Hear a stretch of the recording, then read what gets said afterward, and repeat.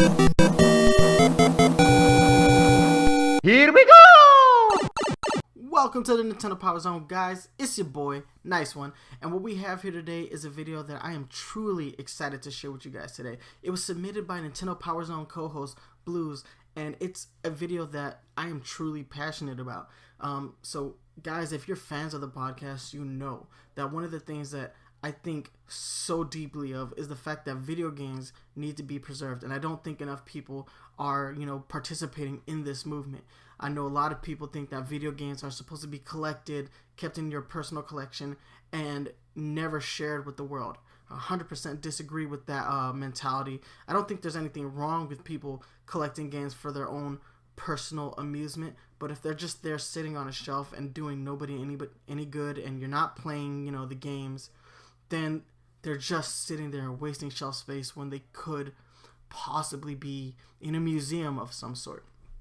And that's just something I'm really passionate about. And not only that, think about all the long development hours it takes to make a video game. That is not an easy task. It's not something that I would particularly enjoy partaking in. I love playing video games, but I don't think I could ever be involved in making a game. I think that's a little too daunting of a task for me. Anyhow, there are people who have this same passion and are doing something about it. One of those people being John Hardie, who is the museum curator of the National Video Game Museum in Frisco, Texas. This is a beautiful museum, and BLOOZ was lucky enough to get an interview with him, and he took time out of his day to do this interview, so we greatly appreciate that, because it is content for this channel. But not only that, it is a way to give back to the community by making people aware that this museum exists. We want you to go to this museum in Frisco. We want you to partake in all of the things that you see in this video, and we hope that hearing this interview with Mr. Hardie will give you some insight as to why video games need to be preserved. So guys, I really hope you appreciate this. Thank BLOOZ for filming this video while he's on vacation.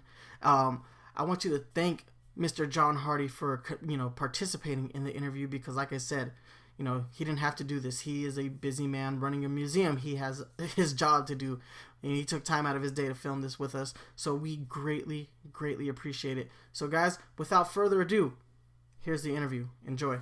All right, hello Nintendo PowerZone podcast. I'm here in the National Video Game Museum, located inside the Frisco Discovery Center in Frisco, Texas, just outside of Dallas. And I have here with me the museum curator, John Hardie. Right. Thank you for taking your time. Pleasure. And he's been kind enough to take this time for this interview about the museum, about him as a gamer, etc.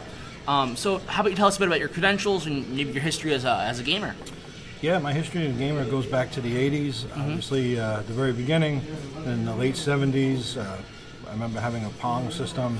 My uncle had bought, basically it burned a hole in my grandmother's TV at the time, and burned the image in, and so that was the end of the games for a little while. Later on I got into the Atari and all that stuff, and it kind of grew into an obsession, wanting to know more behind just the games themselves, right? How they're made, who made them, right? Yeah. Why did this game I was waiting for never come out?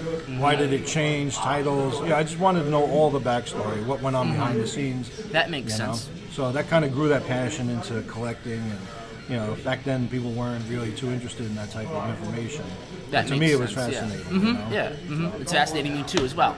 Absolutely. So you said that the first game you played was your father got you the Pong system? My uncle had a Pong system. Uncle, yeah. yes. So it was one just a primitive Apollo 2001. I think it was made by Enterex or something, and it was just a simple slide with the Pong. And So the television game, right? Yeah. With Plugged the right knobs, in. It's just black and white. And but if you left the image on and walked away to go play or do something else, eventually it burned the image into your screen. So my grandmother wasn't too happy at the time. All right.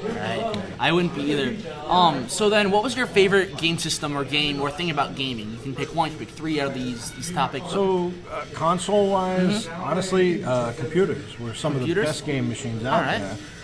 Even though I had the Atari 2600, I went to a 5200, but then I jumped into the Atari computers. Got it. Which were graphic-wise on par with the 5200. Those computers were, you compare 2600 Pac-Man to home computer Pac-Man, it's night and day. So Yes. those were the best game systems out there. Overlooked because they were too often they were high priced. Got it. But when they started to drop in price as memory, the cost of memory decreased, you had this jump into computers, and that was really where it was at. Yeah, because they could do everything, as well as they were Right. where the first online games started, which you have a very nice exhibit on the online game as well. Thank you.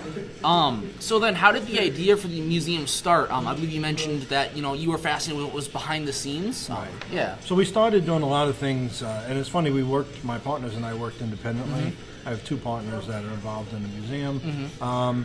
We were all doing our own thing, Got it. I would actually try to track down the guys that worked at Atari and get information on things. I had a habit of, I would cold call. I knew Atari's exchange was 408, and I think it was 705, and then I would just start dialing numbers because they had like the whole exchange. Oh. So once you had one number, like for customer service, you would just dial, instead of 8400, you try 8401, 8402. And just try and get to the right office. And just see who would Atari. answer Yeah. and try to talk to them about what they did there, and what, and a lot of them were pretty receptive to talking because they didn't have any exposure. Remember back then, there was no credit. You just knew the game was made Yeah. by Atari, and you didn't know who made the game. Yeah, So like it who was the interesting producer to or developer learn was, and get to meet some of these people on the phone. So we did a lot of that type of stuff. That sounds very Just cool. trying to track people down and get more information. Yeah, and you wouldn't really have that kind of adventure on the phone like that today. I mean, No, they'd you can't. say you can't talk to that person, you can't talk to. Yeah. Won't tell you that. Yeah, so Right, it's and very plus cool. you can't even track down, like, we'd find a name of somebody, and we would go, if we were in California, I would take the phone book out of the hotel room, and I would go down the line and start calling people in the phone book. Are you the same guy? No, I'm sorry about it. Are you the guy? And we would find people that way. But nowadays, even online, you can't. Every search that we used to be able to do when the internet first started, Yes. for people, white pages and things like that. Now they all want you to pay $10. Yeah. Oh, get the report on this person. I don't want the report. Yeah. I just want their phone Yeah, number or their exactly. email. So it's really hard to do now. It's getting tougher and tougher. Yeah. So moving on though, there's a lot of cool exhibits here. A lot of them are a lot of the exhibits are very fun to go through. You have each sort of place is a stage, like a stage select. You go through the stages of a game. Right. You have, for the timeline, you don't just navigate with touchscreens. There's a giant Super NES controller that you use to navigate through a timeline, which is very thorough. Yeah. You have like the popular games for the system, and how rare they are. You have the year it was made. A Try bit to of a give you bio. everything, Yeah, it's right. very surprisingly thorough. Really cool to check that out. Yeah. Something like you have an 80s living room that you've created as well. Like, what's the inspiration behind some of those exhibits? Well, the 80s living room, my partners and I started one of the very first conventions for video games called Classic Gaming Expo. Oh, It was okay. in Las Vegas, 1999. And one of the first things we did was create this 80s living room. And it was really just a TV, a console TV, a table, and an old couch that we found at a thrift store.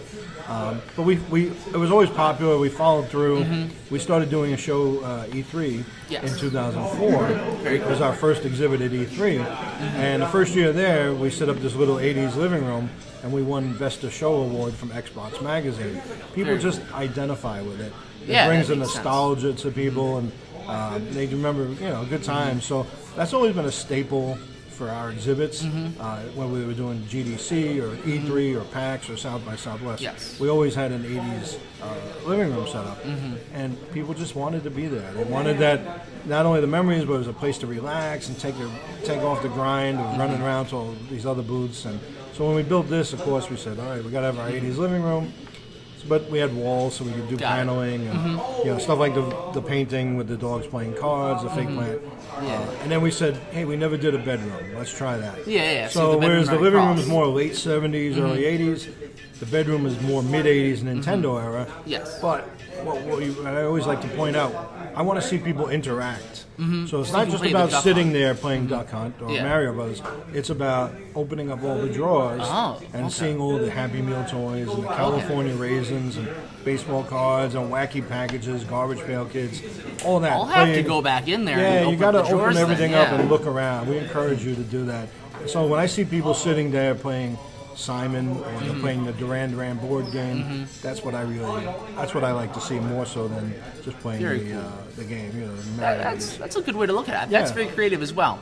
And the last sort of thing that you have in here that I want to talk about is an Easter egg arcade machine to help people sort of explore and an competitive exploration to the museum as well. How did that sort of come about? So who doesn't like finding hidden stuff, right? Easter eggs are the coolest thing out there. So in our mind, we had to have something that people could discover hidden stuff. Yeah, and like the it was Konami almost thing. kind of an elite thing in that, hey, so if you found this, you'd be one of the few people who found this Easter egg or whatever. So when we built it, we made sure that all the manufacturing people, all the artists, all put something hidden in their artwork. You know, in the exhibits. So, for instance, if you, and I don't want to give away any, but like the type of thing you'd look for if you're in our handheld room and you look up on the ceiling, there's a sprinkler and there's a little asteroid ship shooting the sprinkler. So that's the type of thing like an Easter egg that you would find. We have the online exhibit you mentioned. Well, maybe there's some word you type in that gives you a secret message. So we don't tell you these things, but there's a lot of interaction with that type of thing. You know? Okay, very cool. Yeah. I'll have to check some of those out then. So what is the most expensive piece in the museum? That's debatable. Debatable? You know, All right, I there's mean, a lot of expensive games. There's a lot of systems. one-of-a-kind things. Yeah. And, you know, so I hate to always use price or expensive as a keyword because it's all subjective, right? That makes sense. What's Valuable the to most one person. valuable to you is not to me. So, you know, I always like to say, okay, what's more valuable, a Nintendo World Championship cartridge or a one-of-a-kind Sega Neptune? Okay, yeah. Which would go for more if you sold it? Probably the World Championship That's card, what I'd be thinking, right? yeah. But well, the other ones are one-of-a-kind, so technically it's priceless, right? Yes. So that's the type of thing that makes it subjective. We have a lot of one-of-a-kind prototypes. We have a lot of the rare games. Yes, you have the brown box prototype I saw. You have an autographed Puppy Pong, which is Yes. only 4 of those, I believe it said. Well, no, Puppy Pong, there's only 2 known currently. Okay. Dr. Pong is 3. Okay. We have 2 of them. But the brown box is a replica. The original is in the Smithsonian. Got it. But it is autographed by Ralph Baer. And Ralph actually made it for us before he passed away. It's very cool. Yeah, it is. And it's a shame the guy was just brilliant, just a nice guy. And, so it was great that he made us this replica. And, it functions just like the original. It's fantastic. So then, what was the hardest thing to find for the museum? You know, Nintendo cartridge, the priceless Sega. What? Probably one of the hardest things we've had trouble finding. And again, Subjective. subjective, but also one thing that we went out of our way to find or pursue, whereas a lot of it was, we picked up just in our travels because we were doing it at a time when nobody really cared. We got things a lot easier. Wasn't a lot of competition trying to get things. Sure. The RDI Halcyon, which is a home laser display that was a video game system. There's not that many out there. I think maybe there's 12 in existence still. But it's something that we actively, once we got a lead on it, we kind of actively followed. It took a while to get it, but we ended up with getting it, so it was cool. It's very cool. Yeah. All right, so the inspiration behind the murals, there's a lot of cool murals. You have Super Mario Bros. Level, you have some Minecraft, you have on the timeline you have a cool little backdrop with sort of blue and white. You have the fighting game section with a lot of gaming history moments or characters. So we were really fortunate in hiring artists when we opened the place up. We found 7 or 8 local artists, and they were just amazingly talented. I mean, the artwork in here is just so... It's crucial. It's part of the whole experience. But the people that design that stuff are just really, really talented. People like Anna Terry, who did the big mural with all the characters. She's just a muralist that pitched a sketch to us. We didn't make it easy, right? So we put up the counter and the TVs for her. She had to paint around it. But to watch her on a scaffold, looking at her phone and then reaching out and painting, it was amazing how talented she was. And could fix something. If we forgot Sonic, quick, we have to put it, whatever. She would change it on the run. Oliver Wade. So Oliver actually was involved in the industry. He worked with Spyro, Ratchet and Clank. Another really talented artist. He designed our mascot Blip, who you see in the handheld room. Yes. And then he did the mural outside the door here with the Super Mario level with the war pipes. Ron Martin, who did our our Dragon's Lair thing. Yes, very amazing. Cool. Painted it. Really multi-talented guy. He made signs, so he did the arcade as well with the centipede breaking out of the wall. He painted all that. That Dragon's Lair was done in spray paint. Just a multi-talented. And he actually hand-painted all the stage signs. Stage 1, Stage 2, and that kind of stuff. Yeah. You know, and then people like Eric Koch and Max and Denise, these are all people that just, you know, all artists who had a little bit of involvement as far as making, okay, you do this exhibit, you do that one.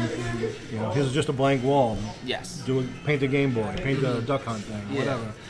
And I like how you said it's part of the experience. You know, you walk in the arcade that you have. You know, like they have a very elaborate arcade system. It feels like what you see in an arcade on the walls. They have the music playing. Even have a little leaderboard in the front. Yeah. Like beat these top scores. It was important first when we did the arcade. We said we have to take all the elements of the best you know, what we remember, right? Yeah. So it's dimly lit. It's neon. It's black light. There's all this stuff going on. The music, the high scoreboard. This is where we grew up. People my age, that was your Friday, Saturday night. If you didn't show up at the arcade, they just assumed you had died or something because you wouldn't dare miss it. You know, it was just that's our social thing. So it was a lot of fun putting that together as well. You know? Yeah, it seems very cool. But so then, what is your favorite genre of gaming? You know, are you an RPG, platformer, shooter, what? Probably platformer. Platformer, all right. Old school platformer. Yeah. Stay true to Mario and Sonic. Yeah, like even before that, some of the old early platformers. Were just simple, you know, fill in the thing. You play a game like Miner 2049. To me, one of the greatest games ever made. Just a simple platformer, fill in the dirt as you walk, and you know, avoid the mutants. But just a great replay value game. Arcade-wise, you know, obviously, one of my favorites is Robotron. It's really just to me a perfect blend of the way it scales and the difficulty, the two joysticks, 8-way, fire one direction while you're moving in another. It's just a really, really well-balanced game. All right. Glad to hear it. So then you have a good extension to other things beyond games. You have a board game collection. We talked about the living room and the bedroom before. You have like collectibles of the consoles themselves, of cereal boxes. You have a good cereal collection there, which is really cool. So what was the beyond gaming? What was the point where you started collecting beyond gaming to gaming relics more so? So again, part of that learning about gaming and the games was what promotional things were made. Okay, yeah. Did they make flyers for the system or a game that never came out? Okay. Pins, buttons, patches, any kind of swag, what we call swag today, memorabilia. Yeah.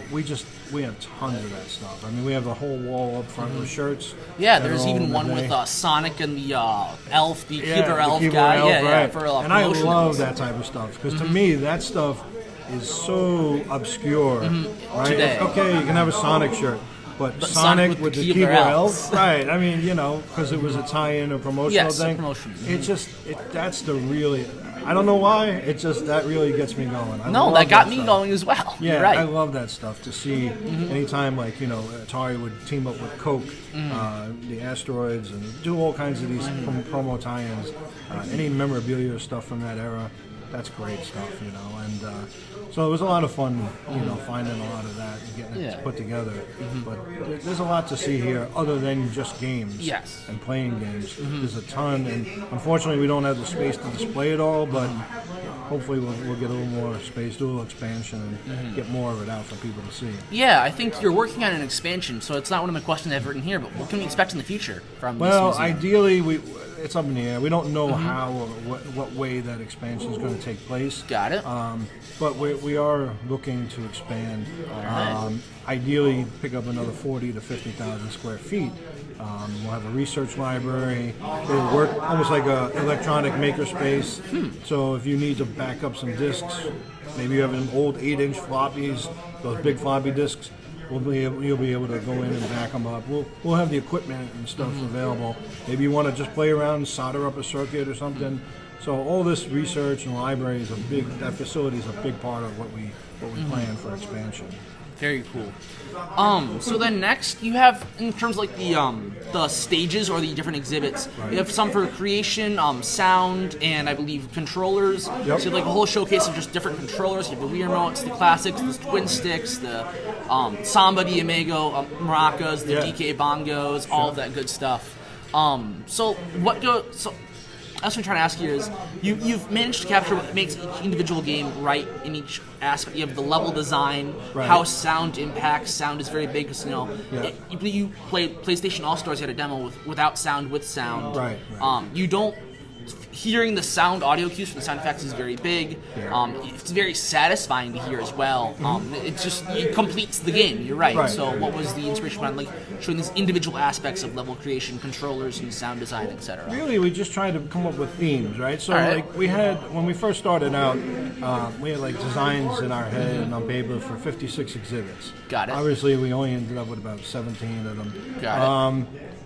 18 if you count the gift shop. But it's just a matter of space. So what do we need to show that would probably be the most educational, at the same time fun to interact with? So when we talk about creation, why do we pick Minecraft as a theme? The easy answer would be, well, Minecraft's so popular, but it's really not the reason we chose it. Minecraft to us symbolizes what we felt was wrong with gaming for too long, is that games got too pretty. It's like watching a movie, like being there, but they lost a little sight of the replay factor, right? It wasn't as fun to play for a while. Now Minecraft comes along, flips that on its head, right? It's nothing to look at, but my son's playing it. He's making these huge castles and secret underground things. It was just this whole open world creation. And it didn't have to look fun, like pretty. It just had to be fun to play, and that's something we think that people sometimes lose sight of, is the replay factor. It can look as pretty as it wants, but if it's not fun to play, nobody's gonna play it, right? I've talked about that on the show as many times. So So that's important. Sound, again, just the All-Stars. It's all right. We try to rotate. It's hard to find stuff. Ideally, picture like a Resident Evil thing there instead, right? Oh, yeah, Where that sound effects, not even the sound, the music, but the background effects. That, and something, the dog comes crashing through. The and jump scare with the dog. Exactly. Yeah, right. So that's the type of thing we try to show, like how important sound is, or how integral it is. That makes sense. Yeah. So I believe that's all of my questions that I have for you. So thank you for taking the time out for just this interview. Would you like to talk about like following the museum on social media or anything? Yeah. So we have a Facebook page. You can just look up National Video Game Museum.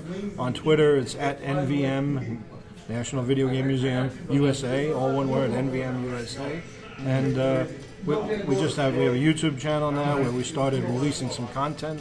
Very cool. Old commercials and video game, stuff that we have. So we're good. All right, cool. Thank you very much. No problem. Thanks very much. So ladies and gentlemen, we hope you enjoyed BLOOZ's interview with John Hardie, the curator of the National Video Game Museum based out of Frisco, Texas. Again, we here at the Nintendo Power Zone want to thank Mr. Hardie for taking the time out of his schedule to do this interview. We hope that you learn a lot about the history of this museum and why it's important. If you want to learn more about the museum, please go to their website, www.mvmusa.org. Also, if you would like to contribute to the success of the museum, please consider donating to them. You can do that via their website, again, www.mvmusa.org. And don't forget, guys, monetary contributions are just one way you can help the museum. If you want, you can consider donating a portion of your collection to them, as it will allow future generations of gamers to get a chance to learn about the video game history. We also want to thank BLOOZ for taking the time out of his vacation to secure this interview. And guys, this is just part one. BLOOZ also has footage from within the museum that we'll be uploading within the next few days, so please look forward to that. And lastly, if you like this video, please don't forget to like, comment, and subscribe to the Nintendo Power Zone, and turn on notifications so you can stay up to date with all the content that we have coming up. Anyway guys, this has been Nice193. Thank you so much for watching, and stay fresh.